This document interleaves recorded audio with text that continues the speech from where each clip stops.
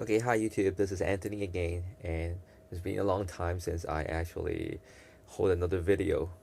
Yeah, but for this time, I would rather concentrate on what we seem to be a little bit going on to be more popular is about grading and why grading is so fun and why many people are actually participating in grading, even in different countries, like starting in Hong Kong and some other countries, including like Japan, or maybe you can see it in like a Macau or maybe France and etc. etc. You can see a lot of people concentrating, especially for collectible cards, which includes like Pokemon, like a video I did before, and you could see some videos related to maybe like Yu-Gi-Oh cards. Also a really great trend right now on grading.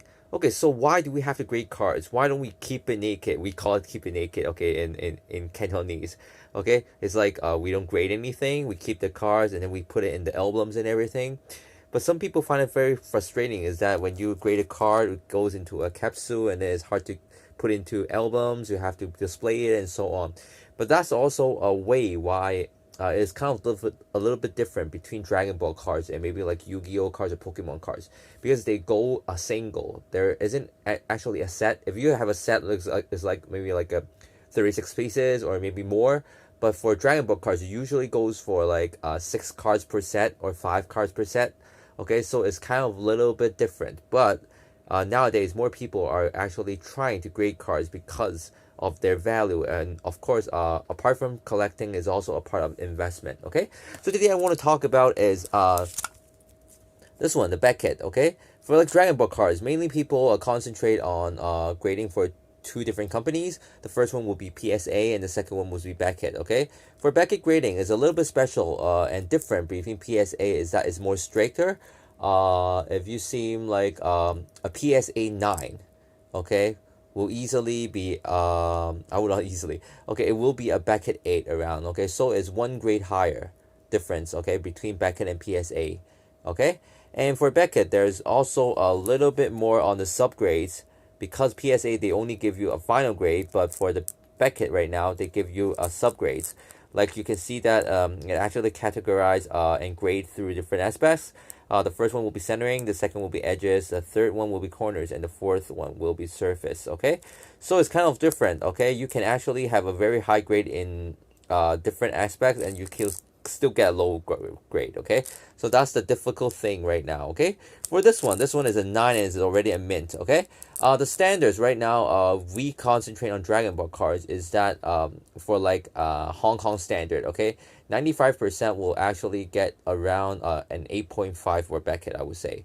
So it's kind of very straight. Okay, if you seem like in Japanese we call it mint, is more or less like 90% to 88% for Hong Kong standard. Okay, so right now if you buy cards often and if you go purchase in different countries, you will see that usually the standards for Hong Kong cards is a little bit slightly higher, and the Japanese standard will be a little bit lower comparatively. Okay, so if you get a Japanese card which states that is mint, I would say you would get around 8 for Beckett. Okay, so a 9 is already a pretty good grade for Beckett. Okay, for especially for laser cards. Okay, for this one, okay, this one is a visual adventure special. Okay, for the laser cards, if you actually collect these cards, you will know that it easily scratches. Okay, even if you break out a box, okay, which is like in the 1990s or something, okay, if even if you break it, you will still see a lot of scratches or maybe like mild scratches on top. So this makes why that this card here is pretty precious to get a 9 or above. Okay, if you break a box, you usually get like an 8.5 to 9 range. Okay, so if you buy from other parties, is rather hard you can get a grade, okay, for 9. Okay, if you can get a grade of 9, is already pretty okay. Okay, so for this one I would say that for Dragon Ball standards, it's a little bit different between like Pokemon or Yu-Gi-Oh standards. Is that a Pokemon or Yu-Gi-Oh standards, or even like NBA cards, like sports card, you easily get like 9 or 9.5. Okay, sometimes you even get a 10 or presumed 10. Okay, which is all 10s for all aspects. Okay, usually you could get those, but for Dragon Ball cards, the highest grade I've seen for like 1980s to 1990s, these few years of the cards made like a 20 or to 30 years age, Okay, the highest you can get is still 9.5. Okay, I don't see any 10 grades. Okay, the 10 grades you can get for Dragon Ball cards is only for Dragon Ball Heroes cards. Okay, but definitely like not for um, earlier ages, like for the cards which was made in the 1980s and 1990s. Okay, the highest you can get is 9.5. Okay, so this is what you actually have to know.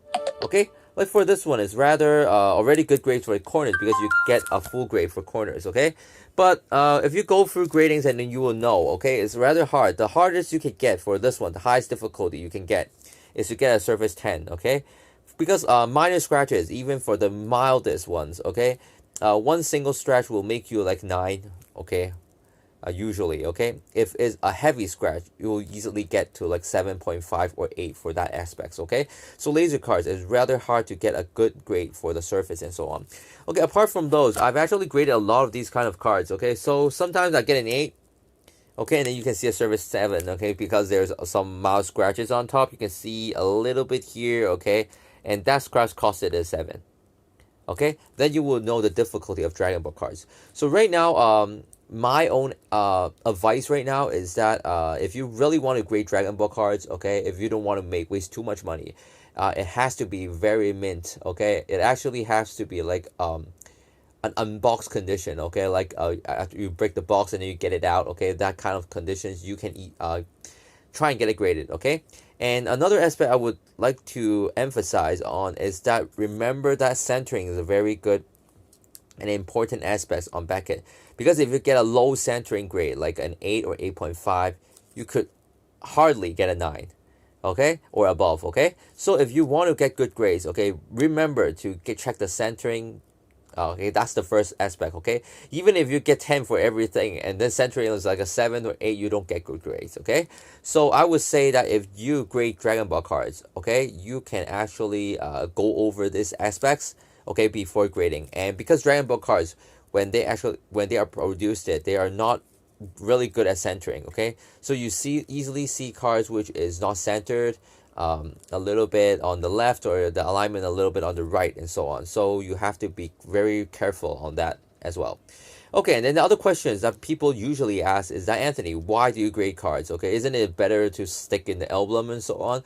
And I would say that this is all because that there is a trend right now on collectible cards that if you get good grades, okay, the price can actually rocket, okay, skyrocket to another level. Okay, why do I say so? Is that if you get a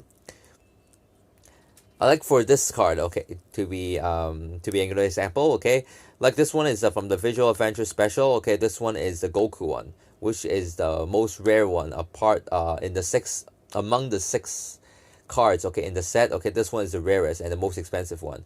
If you get a card which is ungraded, okay, if you get it with a little bit scratches, you can see it's rather or less like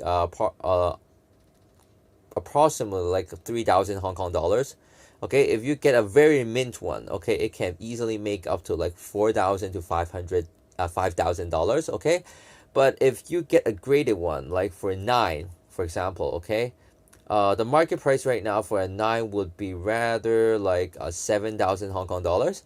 And if you get a 9.5 for this one, I think that's already king. Okay, if you could actually get a 9.5 for this one, I think the buying in price right now, okay, for the market right now is around 12 to 13,000, okay, Hong Kong dollars. That's around like I think it's around like 1,300 US or 1,500 US or approximately like that. Okay, but if you were ungraded, okay, if you leave it ungraded, it will only maybe like a cost like a 400 or 500. Okay, so that's the difference. Okay, if you get a very high grade for the card, okay, and the most important thing is why it's so rare to get a really unscratched card is that even if you break the box, it usually scratches. Okay, that's for the laser set. Okay, if you're looking for like a set which is not visual adventures, if you're looking for ordinary ones, like for the Honden ones or the regular ones or the barcode ones, okay, the grades are more or less a lenient, I would say, but it's still, I would think the average is an 8.5, okay, for those cards. If you can get a 9, that's already a good mint condition, maybe like an unboxed condition, okay? But if you really want to get high grades, it's still very difficult. Even for the hidden prism ones, even for the prism ones, it's really, really, really hard to get a 9.5. Okay, I've tried a lot, okay? I've tried more than like 200 cards, okay, for grading, okay? I choose all the mint ones for my collection, okay, which if you know me, okay, you will know that I'm crazy, okay? The same card, I might have like a 50 cards, okay, of the same cards with mint condition and so on. But even if I choose the best ones to grade, okay, the 9.5 grade I could get is like only like 10% hit rate. Okay, so then you will see that how hard it is to get. Okay, so if you really want to play the game, if you really want to like collect cards and also maybe like to challenge yourself on how strict you are with cards, okay, you can try this. Okay, it's rather a good game. Okay, it's not so expensive. Okay, even if you grade a card, it's rather or less you could say is like I don't know, it's like 10 to 20 US dollars per card. Okay, Dragon Ball cards right now, they don't know the value yet, okay, for Beckett and for PSA. So the grading fee will not be expensive. It won't go proportional to the price of the card, okay? So that's a little bit lucky because they don't know yet, okay? So if you want to grade it, I would rather you choose grading the rarest cards first, okay? Maybe later they will make it proportional, but for now, not now. It's due to the fact that Dragon Ball cards are still not the most famous or like most popular grading cards, okay? So for NBA cards, for the other cards, for Yu-Gi-Oh, for Pokemon, all those cards, okay, they will emphasize on the price as well, but definitely not for Dragon Ball, okay? So if you want to try grading, okay, I was try searching the web, okay? For me, I would choose Beckett more than PSA because Beckett you can see the subgrades, okay?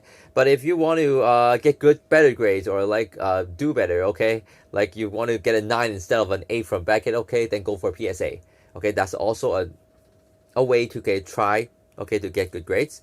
Okay, so today I will talk about this ones, okay? If you want to know more about it, you can easily go to my Twitter, my Facebook, okay?